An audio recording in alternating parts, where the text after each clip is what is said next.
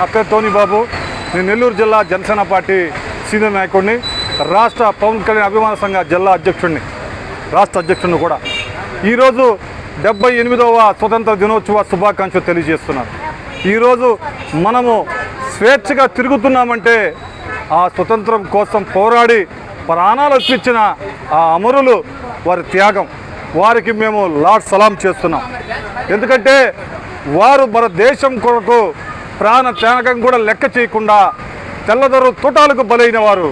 వాళ్ళు నిజంగా ఆ దేశభక్తికి ఈరోజు మా నాయకుడు, రాష్ట్ర జనసేన పార్టీ నాయకులు, డిప్యూటీ సీఎం పవన్ కళ్యాణ్ గారు ఒక్క పిలుపుకి ఈరోజు ప్రతి మండలం, ప్రతి గ్రామం, ప్రతి డివిజన్లో ఈరోజు గణతంత్ర దినోత్సవ వేడుకలు, స్వతంత్ర దినోత్సవ వేడుకలు ఘనంగా జరుపుతూ ఉన్నాం.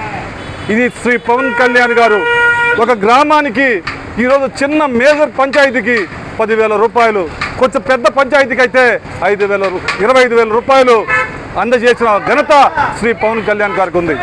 ఎందుకు చెప్తున్నామంటే ఇన్ని సంవత్సరాలు స్వతంత్రం వచ్చి ఇన్ని సంవత్సరాలకి ఏ పంచాయతీకి 10,000 కాదు కదా, 25,000 రూపాయలు కూడా స్వతంత్ర దినోత్సవ వేడుకలు జరపమని చెప్పి ఏ డిప్యూటీ సీఎం కాదు, ఏ ముఖ్యమంత్రి కాదు గెజెట్ మీద సంతకం పెట్టిన దాఖలు లేదు, శ్రీ పవన్ కళ్యాణ్ గారు తప్ప.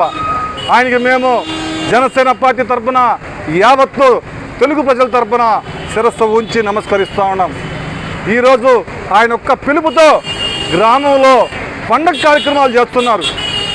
అదేవిధంగా మేము నెల్లూరు జిల్లా జనసేన పార్టీ తరఫున మా అన్నయ్యకి ఒకటే మేము విన్నవిస్తున్నాం. అన్నయ్య, ఈరోజు భావి తరాల భవిష్యత్తు చిన్నపిల్లలు. ఈరోజు ఆ పిల్లలకి స్వతంత్రం వచ్చి ఇన్ని సంవత్సరాలు అవుతుంది, ఎవరెవరు త్యాగం చేసి చనిపోయారో వారి గురించి కూడా తెలియదు. అటువంటి వారి గురించి మీరు 13 జిల్లాల్లో మ్యూజియంలు కట్టగలిగితే వాళ్ళ పిల్లలకి ఆ చరిత్ర గురించి వాళ్ళ మదిలో ఉంటుంది. దయచేసి మీరు ఏర్పాటు చేయాలని జనసేన పార్టీ ద్వారా డిమాండ్ చేస్తూ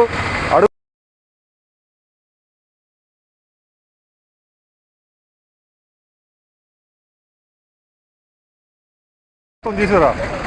అసలు అందరూ నమస్కారం. నా పేరు టోనీ బాబు, జనసేన పార్టీ సీనియర్ నాయకుడిని, నెల్లూరు జిల్లా పవన్ కళ్యాణ్ అభిమాన సంఘ అధ్యక్షుడిని. ఈరోజు 78వ స్వతంత్ర దినోత్సవాన్ని పురస్కరించుకొని స్థానిక నెల్లూరు నగరం నడుబొడ్డులో ఉన్న జేమ్స్ గార్డెన్ నందు ఈరోజు మైనార్టీ నాయకులు వారి సహకారంతో సుమారు 500 మందికి ఇక్కడ అన్నదాన కార్యక్రమం నిర్వహించడం జరిగింది. ఎందుకంటే ఈరోజు స్వతంత్రం వచ్చి 78 సంవత్సరాలు అవుతుంది. ఈరోజు స్వతంత్రం వచ్చింది ఒక్కరోజే కాదు, ప్రతిరోజు మనకు స్వతంత్రం వచ్చినట్టే. ఆ అమరుల్ని మనం స్మరించుకోవాలా, వారి త్యాగాలు మనం స్మరించుకోవాలా. వారు లేనిదే ఈరోజు మనం లేము. ఆ రోజు తెల్లదొరల్లో